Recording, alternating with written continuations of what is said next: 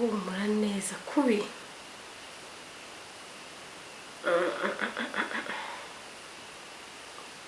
Nayo ni parfum nziza yo mu nzu isirimutse y'abasirimu. Rero mbonye ubundi buhamya nshobora kubabwira numviye ahandi hantu atari iwanjye, uretse ko n'abandi bose bazitwaye n'ahandi hantu agiye nzumva zirahumura. Ntabwo ari ibintu bya publicité rwose.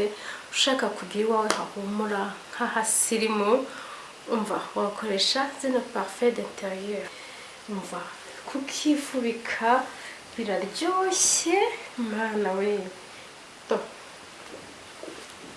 Ikaze ku Mubyeyi Magazine. Niba uri mushyano tuguhaye ikaze.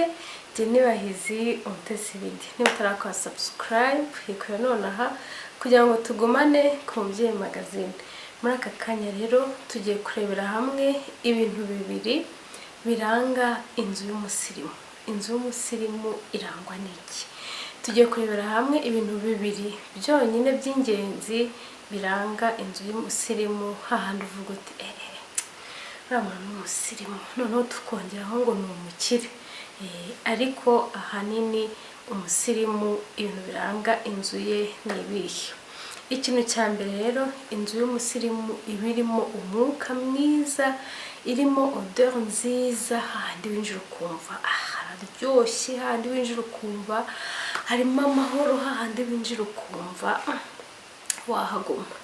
Rero iyo harimo odeur nziza byanze bikunze haba hanahumura. Rero hano mbafitiye spray parfum nziza zo mu nzu z'abasirimu wakoresha uhumuza mu nzu yawe, noneho bikaba byiza kurushaho. Iya mbere rero dufite acyari mu gakarito kayo. Iya mbere yitwa ni parfum d'intérieur, akaba ari ubwo ni parfum d'intérieur ego. Noneho yitwa iyi ngiyi masque tahara. Umva irahumura, narayikoresheje irashira, ndongera mfata iyindi. Mana yanjye, no mu gapfundikizo ubu yumva kandi ubona hariho n'akantu k'agashashi, mbese irasirinze. Ariko ndakubwiza ukuri ko ihumura neza, ihumura neza pe. Iyi masque tahara ihumura neza, akaba ari parfum nziza yo mu nzu y'abasirimu. Uyikoresheje rwose uhita wumva itandukaniro, umva ry'inzu yawe n'inzu z'ahandi hantu. Umva irahumura neza bya hatari. Iyi ni iya mbere. Hanyuma hari n'iyindi mbafitiye parfum zo mu nzu ebyiri gusa. Iriya ya masque tahara, hanyuma iyindi ni iyi ngiyi yitwa fresh cotton. Ni mililitiro 500. Ni kinini pe. Nayo rero ihumura neza. Izi zose nk'uko ndi kuzibereka narazikoresheje, nayo irahumura neza kubi.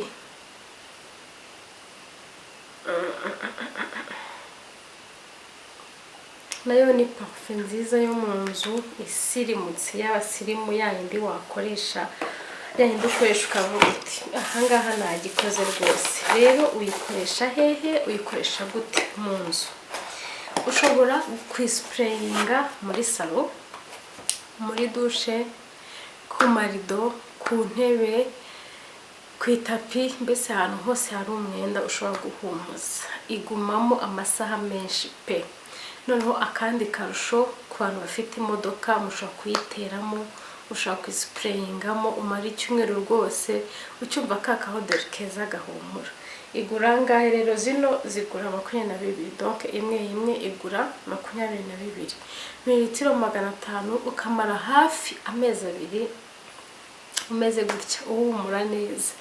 Nuko rero ndabashyiraho nimero uramutse uyikeneye ku buryo wahamagara zikakugeraho. Hanyuma rero ukagira iwawe hahumura, umva ukagira iwawe hahumura neza nk'aho abasirimu. Urugero rero rwo kuri izi spray, hari umuntu nazihaye, noneho njya kumusura ninjira mu cyumba yari irimo ariko nabwo yari yayiteyemo. Noneho ako nkajya numva hari guhumura, nkambwira ese bite ko numva hari guhumura, ni iki wateyemo? Noneho arambwira ati shati kuva mu gitondo nta kintu ndateramo, ntago muri make ntago nzi ikintu kiri guhumura. Ndambwira nyamara hari guhumura pe. Noneho sinzi ukuntu nabonye agacupa k'iyi parfum d'intérieur nari mberetse ahantu kari gateretse ariko hamenetseho akantu gakeya. Mtamubwira nabimenye byantu biri guhumura. Ndambwira ni ya parfum d'intérieur iri guhumura muri salo, iri guhumura muri chambre.